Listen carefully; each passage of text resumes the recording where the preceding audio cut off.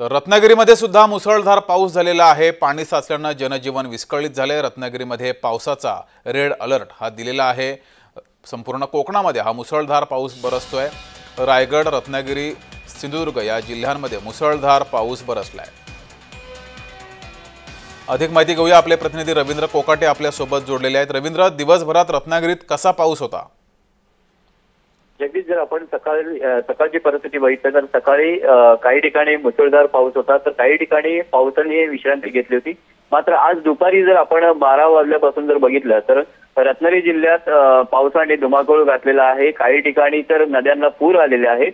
आपण जर काही दृश्य बघितली तर राजापूर दूध पापेश्वर जो मंदिराच्या इथला धबधबा आहे तो पूल प्रवाहित मोठ्या प्रवाहाने वाहतोय आणि या पावसामुळे काही ठिकाणच्या महामार्गाला सुद्धा फटका बसलेला आहे। खेड दापोली हा जो महामार्ग आहे, या महामार्गावरनं रस्त्यावरनं पाणी गेल्यामुळे तिथली वाहतूक आहे ती बंद केलेली आहे आणि जिल्ह्यात आज रेड अलर्ट असल्यामुळे प्रशासनानं स्थानिकांना, तिथल्या नदीकाठच्या गावातल्या लोकांना सुद्धा, नागरिकांना सतर्क राहण्याचा इशारा दिलेला आहे। जगदीश, धन्यवाद रवींद्र दिलेल्या माहितीबद्दल।